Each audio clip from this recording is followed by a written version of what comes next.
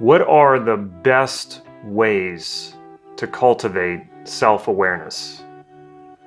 Keep watching.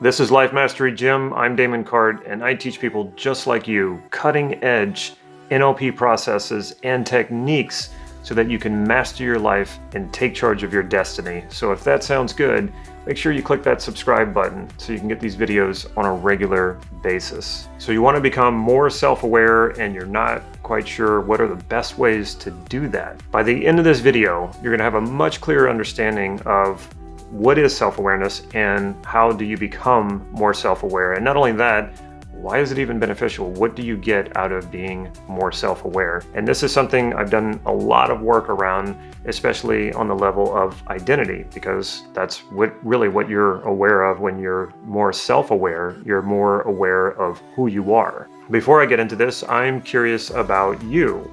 Why do you want to become more self-aware? Let me know in the comments below and I will respond to you. Most self-awareness practices focus on the why. And if we go deeper with that, because why is very general. When I say why, it's like, why do you do what you do? Why do you do this? Why do you do that? Why do you have the habits that you have? Why do you have the feelings and thoughts that you have? And that's really what a lot of self-awareness practices focus on. They focus on your thoughts and feelings. And I'm not putting that down in any way. That is extremely important, to focus on your thoughts and your feelings. A lot of times people don't really know how they feel about something because they haven't explored it. And so their feelings come raging out sometimes.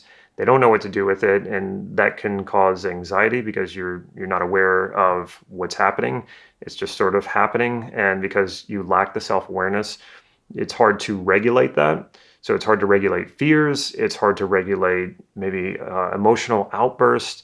It's really hard to really get a sense of how to regulate feelings and thoughts when you don't explore them, when you're not aware of them. And another way of saying you're not aware of them is by saying that they're unconscious. And whatever is unconscious has more control over you than what you're conscious of. Because if I'm conscious of a thought, if I'm conscious of a feeling, then I can explore it. I can reframe it. I can think of different ways to express that feeling or express that thought. But when it's unconscious, it's sort of controlling me. Whatever is unconscious is the part that's in control, because you can't intervene, you can't stop it. It's just there. Sometimes it will become conscious, and when that happens, you can stop some sort of outburst, but it has to become conscious first. So becoming more conscious of your thoughts and feelings is self-awareness. And this is, again, what most self-awareness practices focus on. I call that the why. Why are you doing this? Why are you behaving the way that you're behaving? Well, it has a lot to do with your thoughts and feelings, and it has even more to do with your unconscious thoughts and feelings. So exploring that, taking time to yourself, maybe meditating or sitting down and just contemplating and self-reflecting. This can be very, very powerful. And so, like I said, I'm not in any way putting this down, but this is not what we do in NLP. NLP takes a different approach. So the NLP approach to self-awareness is everything but the content. And so what do I mean by that? NLP focuses more on structure. It also focuses on the self-awareness parts that most people aren't really paying attention to, like what we call nonverbal communication. Nonverbal communication can be the rate at which you're breathing. Sometimes it's high, sometimes it's low. If you're excited or scared, your breathing is going to become more shallow and more rapid. If you're enjoying something and you're really connected with your body, you will tend to breathe more deeply. The same thing goes with skin tone. Your skin tone can change based on your states. And if you can recognize this in other people, but you can also recognize this in yourself. Maybe not the skin tone so much unless you're looking in a mirror, but a lot of times even still you can feel when the blood is rushing to your skin. A lot of times if you're scared too, you can feel the blood rushing to your ears. So the other parts that we look at is process. We look at process, we look at structure, what we call the how. So in NLP, we look at more of the how. We're not so interested in the why. And this is what makes NLP so effective, because we don't get bogged down in the content. Again, there is nothing wrong with content. But what happens with content is this is where we create story, and we can create endless stories about our problems or about the things that we don't like about ourselves. And the more we pile on these stories, the more difficult it can be to change. So this is why in NLP, we will rarely ask a person a why question. Now, this can be the same thing with sales. This can be therapy. This can be coaching. If somebody tells me they're having some sort of problem and I ask them why, what I'm inviting that person to do is to go into content and to tell me a story and not only that, it can often make people feel a bit defensive. So they feel like they then have to protect themselves. They feel like they have to come up with a good reason why they feel the way that they do. So that's content. Reason is content. So they're coming up with more reasons. They're coming up with stories. And so this makes it really hard for people to change. The same thing in sales, when somebody objects to buying what it is you're selling and you ask them why, well, now they have to become not only more conscious of, but now they have to deliver content and material to you as to why they're not going to buy from you, which only further strengthens the objection, which you don't want. But if you can ask questions that have more to do with the structure of the process, the how questions, then the person gets out of the why, they get out of the story, they get out of the content, and now we're in structure, which is a lot easier to change when you're not focusing on content. So what do I mean by that? Well, this is the structure of a good sales process. This is the NLP model that you might be using. And so we're thinking in terms of, well, how does that happen? Well, how does a feeling happen? So if you can become self-aware, more self-aware of thoughts and feelings, as an NLPer, I'm going to ask, well, what happened to trigger the feeling? And most people will say, well, the feeling just came up or the thought just came up. And what I would say then is, no, feelings and thoughts don't just randomly pop up. They seem like they do that. And the reason they seem like they do that is because something was unconscious until that moment that you recognize the thought or the feeling. There was something happening unconsciously. So I'll give you an example. I see something, maybe I see a person who reminds me of someone else, who reminds me of someone I know. And maybe all of this processing is going on unconsciously. So there's sort of like this free association going on, and I'm not even aware of it. It's just happening unconsciously.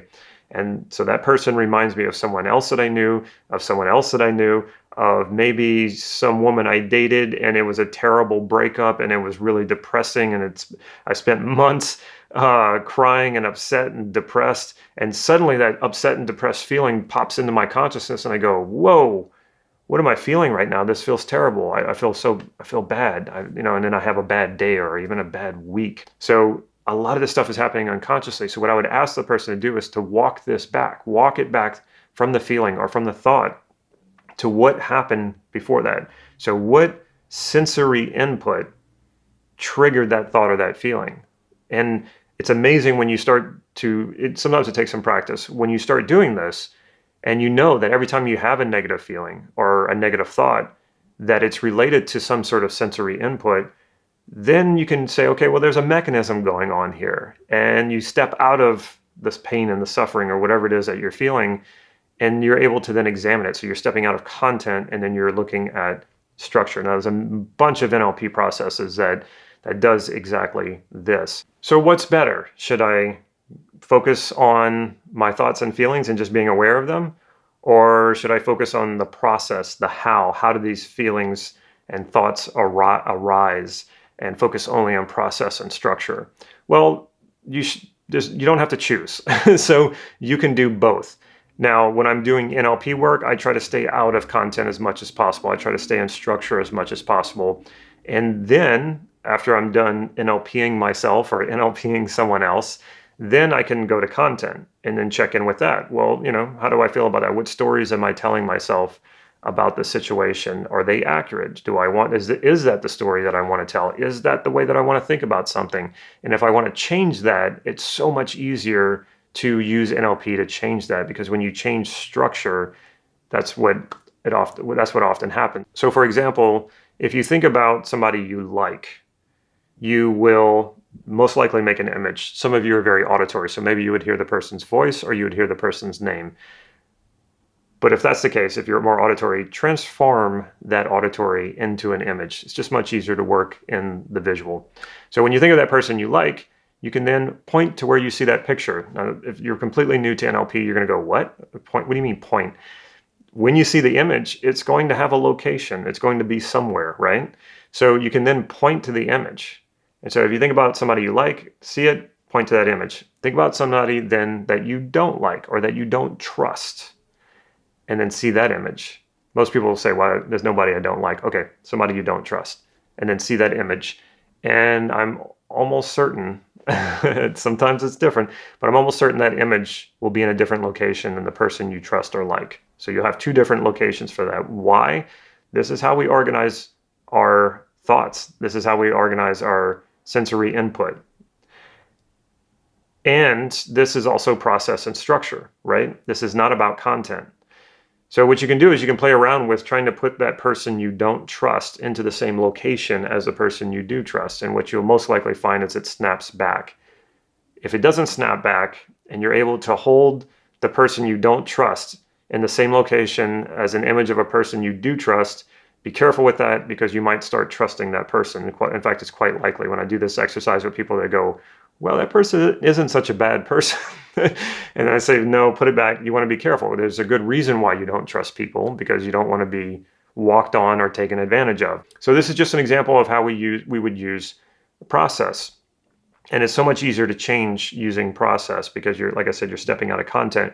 But I can still go back to the content, and I can still examine the story I tell myself about this. I can still examine the meanings I'm making of the content, and that's all fine. So I think it's wonderful when you bring these together: mindfulness, meditation, just stopping to be self-reflective, thinking about your feelings or accepting your feelings are so important. And so a good practice or a good philosophy that I would say I do study, maybe not as regularly as I would like to, but I've always found very helpful, that I think strikes a good balance between content and process, is Stoicism. And it's more on the content side. It's more on the feeling side. It's more about accepting your feelings, but also knowing that your feelings don't necessarily give you a lot of good information, a lot of precise information about what's going on around you. So you don't want to make decisions purely based on feelings. You want to make decisions based on gathering information and having a process, and also accepting your feelings. And then you can then check it out. Do my feelings here, should they determine this choice, or should I be factoring in other parts to it? So I do recommend a sort of like a mindfulness practice like meditation, or just being self-reflective on top of learning NLP and learning the NLP processes, so that if you want to make changes, you can do so quickly and usually painlessly. And it also adds another layer to self-awareness, the structure, how do you structure the content? How do you structure the why? So it's the how meeting the why. And then to add one more piece to that, I really believe Stoicism as a philosophy is a wonderful guide to accepting and acknowledging your feelings without letting them take complete control of you. And you put these three components together, some sort of mindfulness practice with NLP and Stoicism, and that's like the jackpot when it comes to self-awareness. And what is the overall benefit of self-awareness? Well, you get to live a life of really understanding yourself and the world around you. And it enriches your life so much. It gives you so much. So it's not like life is just flying by and you're on autopilot. No, you're stopping to really to look around and to drink it in and to experience life and to touch the pulse of life. That's what self-awareness is really about. It's not about analyzing yourself. It's not about dissecting yourself. It's about really getting the most out of your life. And it's not all just sitting around doing this stuff in your head. When you understand yourself better and what it is you want, you take more action. You go out there and you take some chances, and you create the life that you want. And if you run into a setback, it's not a big deal. You have lots of tools that you're working with, and you can overcome anything with enough understanding and self-awareness. So now you have a clear understanding of self-awareness, but what you don't know are the elements of a healthy self-concept. So what I've done is I created a free PDF called The Elements of a Healthy Self-Concept, which I learned from my mentor, Steve Andreas. And if you go to the description right down below, or the comments, pinned to the top of the comments, there's a link. You just click that link and you get your hands on that free PDF immediately. If you like this video, make sure you click that like button. And if you haven't already subscribed, what are you waiting for? Make sure you click that subscribe button and hit the bell so you'll be notified when I put new videos out. And as always, if you know of a friend or a family member who you think would benefit from this video, make sure you share it with them. Take care.